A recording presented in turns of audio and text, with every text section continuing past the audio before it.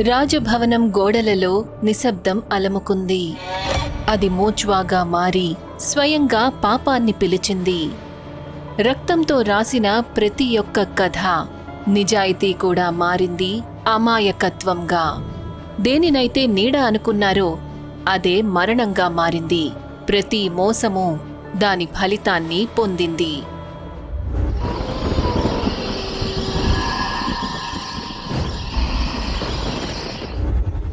రాజా మంగళ్ సింగ్ వరండాలో తిరుగుతూ ఉంటారు. ఆయన తన రాజ్యాన్ని చూస్తూ ఉంటారు. ఆయన కాస్త కోపంగా ఉంటారు. చిన్న చిన్న విషయాలకు అందరి మీద అరుస్తుంటారు. అరే సాగర్, ఎక్కడ చచ్చావో? మరొక రాజ్యాన్ని చేజిక్కించుకోవడానికి ఆలోచించావా లేదా? ఎక్కడున్నావో? సాగర్ పరిగెత్తుకుంటూ మేడ మీదకు వస్తాడు. ఆగిపెట్టి ఒక్కటి కొట్టాలని అనిపిస్తుంది నాకు. అందరికందరూ ఇలాగే ఉన్నారు. క్షమించండి మహారాజా, నేను వేరే పనిలో ఉన్నాను. ఎందుకు పనికిరాని మంత్రివి నాకు ఎదురు సమాధానం చెప్తావా? నా కంటికి కనిపించకుండా వెళ్ళిపో. క్షమించండి మహారాజా, క్షమించండి. సాగర్ అక్కడ్నుంచి వెళ్ళిపోతాడు. మంగళ్ సింగ్ అప్పటికీ కోపంగానే ఉంటాడు. అతను నీళ్ల గ్లాస్ని మొహం దగ్గరికి తీసుకుంటాడు. కాని ఆ తర్వాత దాన్ని విసిరేస్తాడు. కొన్ని క్షణాల తరువాత రాణి రమావతి తన గదిలో కూర్చుని ఉంటుంది. అద్దంలో చూసుకుంటూ తన నగలు వేసుకుంటూ ఉంటుంది. అప్పుడే మంగళ్ సింగ్ కోపంగా లోపలికి వస్తాడు. గదిలో మంచం మీద కూర్చుంటాడు. ఏమైంది? ఏదైనా సమస్య? మంత్రులందరూ కూడా వృధానే. ఏ పనిని సరైన సమయానికి చెయ్యలేరు. అనవసరంగా వాళ్ల మీద జాలి చూపించి పనిలో పెట్టుకున్నాను. ఇప్పుడు అందర్నీ తీసేస్తాను. కోపగించుకోకండి. వాళ్లు కూడా మనుషులే కదా. తప్పులు జరుగుతూ ఉంటాయి. మీ వల్ల కూడా జరుగుతుంది కదా. మంగళ్ సింగ్ కోపంగా లేస్తాడు. సిగ్గులేదు? నా ముందే ఎందుకు పనికిరాని వాళ్ల మీద జాలి చూపిస్తున్నావా? నీకు నేను ఇప్పుడే బుద్ధి చెప్తాను. మంగళ్ సింగ్ మంచం మీద నుంచి లేస్తాడు. గదిలో ఉన్న హంటర్ని తీస్తాడు. రమావతి కళ్ళు భయంతో పెద్దవైపోతాయి. రాత్రి సమయము. ఒక గుర్రపు బండి వీధి గుమ్మం దగ్గరకు వస్తుంది. మంగళ్ సింగ్ గేటు దగ్గర చింతిస్తూ నిలబడతాడు. బండిలో నుంచి దిగేది ఇంకెవరో కాదు, రమావతి. ఆవిడ వీపు మీద హంటర్ గుర్తులు స్పష్టంగా కనిపిస్తుంటాయి. ఎప్పుడైతే ఆమె దిగుతుందో మంగళ్ సింగ్ ఆమె దగ్గరకు వస్తాడు. ఆవిడను హత్తుకుంటాడు. నన్ను క్షమించు రమావతి. నేను నా తప్పుకి సిగ్గుపడుతున్నాను. నేనిక మీదట లాంటి పని చెయ్యను. మీరు ప్రతిసారి ఇలాగే అంటున్నారు. అయినా మరోసారి చెయ్యను రమావతి. ఇక నన్ను నేను అదుపు చేసుకుంటాను. రామావతి కూడా వారిని మళ్లీ హత్తుకుంటుంది. నేను మిమ్మల్ని నమ్ముతున్నాను. పద, నేను నీకోసం ఒకటి ఏర్పాటు చేశాను. రమావతి సరేనని తల ఊపుతుంది. ఇక మంగళ్ సింగ్తో పాటు వాడి వైపు వెళ్ళిపోతుంది. మంగళ్ సింగ్ వెనక్కి తిరిగి గుర్రపు బండి వైపు చూస్తాడు. ఆయనకి అనుభూతి కలుగుతుంది. ఆయన గుర్రపు బండి చక్రాలు బురదతో నిండి ఉంటాయి, ఏదో అడవిలో నుంచి వచ్చినట్టు. రమావతి, నువ్వెక్కడికి వెళ్ళావు? రమావతి ఒక్కసారిగా ఆశ్చర్యపోతుంది. ఎక్కడికి లేదు, ఊరికి. బహుశా వర్షం కారణంగా దారంతా బురద నిండి ఉంటుంది, అందుకే. సరే సరే, ఏం పర్వాలేదు. ఇద్దరూ వాడి లోపలికి వెళ్ళిపోతారు. కొన్ని గంటల తరువాత మంగళ్ సింగ్ ఇంకా రాణి మేడ మీద మంచం మీద ఉంటారు. అన్ని వైపులా పువ్వులతో అలంకరించిన వాతావరణం ఉంటుంది. చుట్టుపక్కల చాలా దీపాలు వెలుగుతూ ఉంటాయి. మంగళ్ సింగ్ ఆమె కోసం ప్రత్యేకమైన రాత్రిని ఏర్పాటు చేసినట్టు. మంగళ్ సింగ్ నిద్రపోతాడు. కాని రమావతి మేల్కొనే ఉంటుంది. రమావతి నెమ్మదిగా లేస్తుంది. కొన్ని క్షణాల తరువాత ఆమె తయారవుతుంది. ఆమె మొహంలో ఒక విచిత్రమైన భయం కనిపిస్తుంది. వెళ్తూ వెళ్తూ ఆమె ఖాళీ ఆకాశం వైపుకి ఒకసారి చూస్తుంది. ఆ తర్వాత అక్కడ్నుంచి వెళ్ళిపోతుంది. కాసేపటి తర్వాత కూడా నిద్రపోతూనే ఉంటాడు. అప్పుడే ఒక నల్లని నీడ అతని మీద నుంచి వెళ్తుంది. అతను ఉన్నట్టుండి ఉలిక్కిపడి లేస్తాడు. ఎప్పుడైతే అతను లేస్తాడో అప్పుడు అతనికి అనుభూతి కలుగుతుంది, రమావతి అక్కడ లేదని. రమావతి, రమావతి! అతను అటూ ఇటూ చూస్తాడు, కాని అతనికి ఎవరూ కనిపించలేదు. అతను వెంటనే బట్టలు వేసుకుని తలుపు వైపుకి బయలుదేరతాడు. అప్పుడే అతని వెనుక నుంచి ఒక విచిత్రమైన గొంతు వినిపిస్తుంది. ఆ గొంతుని విన్న తర్వాత అతనికి రోమాలు నిక్క పొడుచుకుంటాయి. అతను నెమ్మదిగా వెనక్కి తిరిగి చూస్తాడు. అతని ఎదురుగా ఒక భయంకరమైన ప్రాణి నిలబడి ఉంటుంది. దాని శరీరం వంకరగా ఉంటుంది. నోట్లో పెద్ద పెద్ద పదునైన పళ్ళు ఉంటాయి. వెనకాల రెక్కలు కూడా ఉంటాయి.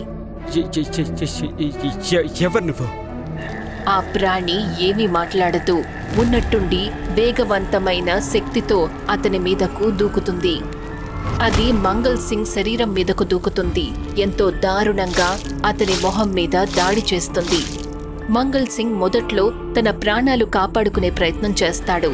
కాని కొన్ని క్షణాల్లోనే అతని శరీరమంతా శాంతమైపోతుంది. ఆ ప్రాణి కొంతసేపటి తరువాత నిర్జీవమైన అతని శరీరాన్ని చూసి అక్కడ్నుంచి ఎగురుకుంటూ వెళ్ళిపోతుంది. మరుసటి రోజు ఆ విషయం మొత్తం వాడి అంతా విస్తరిస్తుంది. వారి మహారాజు మంగల్ సింగ్ మరణించారని. వారి సగం తినేసిన శరీరం నేల మీద పడి ఉంటుంది. అన్ని వైపులా రక్తం నిండి ఉంటుంది. సాగర్ ఒకవైపు నిలబడి ఉంటాడు. దాసులందరూ రమావతిని సంభాళించే ప్రయత్నం చేస్తుంటారు. అయ్యో దేవుడా, నా జీవితం సర్వనాశనం అయిపోయింది. ఇక నాకు ఏమీ మిగల్లేదు. మహారాణి గారు, మహారాజుకి ఏదైతే జరిగిందో అది అన్యాయం. కానీ ఈ రాజ్యపు బాధ్యతల్ని మీరే తీసుకోవాలి. రాజ్యానికి ఒక సరైన మార్గదర్శనం అవసరం. రమావతి కన్నీళ్లు నిండిన కళ్లతో సరేనని తల ఊపుతుంది. కొన్ని రోజుల తర్వాత రమావతి సింహాసనం దగ్గరికి వెళ్తుంది. ఆమె నెమ్మదిగా సింహాసనం మీద కూర్చుంటుంది. ఒక మంత్రి ముందుకు వస్తాడు. ఆమెకు రాజవంశపు ఖడ్గాన్ని అప్పగిస్తారు. రమావతి 2 చేతులతో ఖడ్గాన్ని తీసుకుంటుంది. దానిని గౌరవిస్తుంది. అంతటితో రమావతి తన రాజ్యపు శక్తికి కేంద్రంగా మారుతుంది. సాగర్ ఆమెకు అన్నీ నేర్పిస్తాడు. ఆమె అతని మార్గదర్శకంలో రాజ్యంలో నిర్ణయాలు తీసుకుంటుంది. నెమ్మదిగా ఆమెకు ఆత్మవిశ్వాసం వస్తుంది. ఆమె తన రాజ్యాన్ని రక్షిస్తుంటుంది. అన్ని బాధ్యతలను తెలివిగా నిర్వర్తిస్తుంది. కాలంతో పాటు అంతా శాంతంగా, స్థిరంగా కనిపిస్తుంది. ఆ తరువాత ఒకరోజు రాత్రి రమావతి తన గదిలో అద్దం ముందు కూర్చొని ఉంటుంది. తన నగలను తీస్తూ ఉంటుంది. ఆమె వెనుక 2 దాసీలు నిలబడి ఉంటారు. ఆమె నగలను తీసి నిలబడుతుంది. వెనక్కి తిరుగుతుంది. అప్పుడే ఒక దాసి మెత్తని తలగడ తీసుకుని ముందుకు వస్తుంది. రమావతి తన రాజమకుటాన్ని తీస్తుంది. దానిని తలగడ మీద ఉంచుతుంది. ఆమె గట్టిగా ఊపిరి తీసుకుంటుంది. అప్పుడే సాగర్ గదిలోకి వస్తాడు. నా గదిలోకి రావడానికి ముందు అనుమతిని తీసుకోవాలి. మళ్ళీ ఇటువంటి తప్పు చేస్తే నేను క్షమించను. క్షమించాలి మహారాణి, కానీ నేను మీతో ఒక విషయం మాట్లాడాలి. చెప్పు. సాగర్ దాసీల వైపు చూస్తాడు. కాస్త మొహమాట పడుతూ నిలబడతాడు. రమావతి అది అర్థం చేసుకుంటుంది. మీరిద్దరూ ఇక్కడి నుంచి వెళ్ళండి. అవసరం ఉంటే మిమ్మల్ని పిలుస్తాను. 2 దాసులు సరేనని తల ఊపుతారు. అక్కడ్నుంచి వెళ్ళిపోతారు. ఎప్పుడైతే వాళ్లు వెళ్ళిపోతారో రమావతి తన ఆర్మ్ చైర్ మీద కూర్చుంటుంది. ఒక కాలుని మరొక కాలు మీద ఉంచుతుంది. రమావతి, ఏం జరుగుతోంది? నువ్వే కదా చెప్పావు రాజు మరణించిన తరువాత కొన్ని రోజుల్లో రాజ్యాన్ని నాకప్పగిస్తానని. ఇప్పుడేమైంది? ఎప్పుడు చేస్తావాలా? గొంతు కాస్త తగ్గించు. గోడలకు కూడా చెవులుంటాయి. నీ ఉద్దేశం? నువ్వు నీ మాటను మర్చిపోయావా? ఇక అదే సమయంలో మనకి సాగర్ రమావతి మధ్యలో ఉన్న పాత బంధం గురించి తెలుస్తుంది. రాజా మరణించడానికి కొన్ని రోజుల ముందు రమావతి ఇంకా సాగర్ దుప్పట్లో కలిసి పడుకుని ఉంటారు. సాగర్ ఆమెను హత్తుకొని ఉంటాడు. అయితే ఇప్పుడేం ఆలోచించావు నువ్వు? ఆలోచించడానికే ఉంది. మంగల్ సింగ్ని దారి నుంచి ఎలా తప్పించాలో చూడాలి. మంగల్ సింగ్ని అడ్డు తొలగించడం కష్టం. ఆయన పట్ల రాజ్యంలో ప్రతి సైనికుడు నమ్మకస్తుడే. మనం ఇంకెవరి సహాయమైనా తీసుకోవాలి. కాని ఎవరిది? మూనోజ్వా. అడవిలో ఒక సాధువు ఉన్నాడు. అతను ఈ దానవుణ్ణి తన వశం చేసుకున్నాడు. నేను నిన్ను అక్కడికి తీసుకువెళ్తాను. రాజాకి సంబంధించిన ఒక వస్తువుని అక్కడికి తీసుకురావాలి.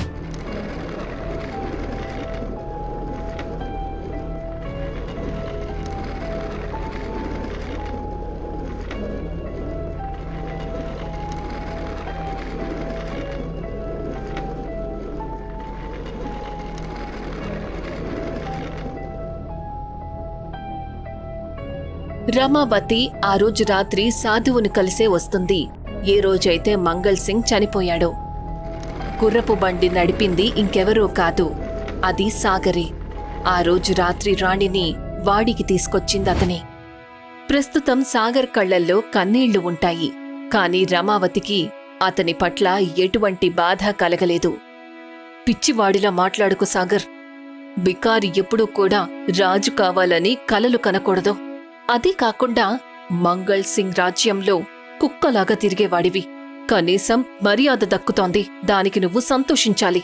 లేకపోతే నీ తండ్రిలాగా జీవితమంతా నువ్వు. చాలు చాలు, చాలా అయిపోయింది. నేను నీ మీద నమ్మకం ఉంచాను.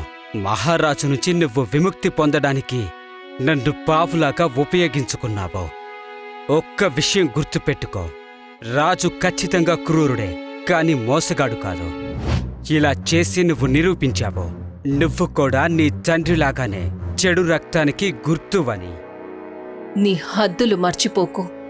ఇప్పుడు నేను మౌనంగా ఉండను, అందరికీ నిజం చెప్తాను. ఇక నీకు ఏది మిగలదు. సాగర్ కోపంగా అక్కడ్నుంచి వెళ్ళిపోతాడు.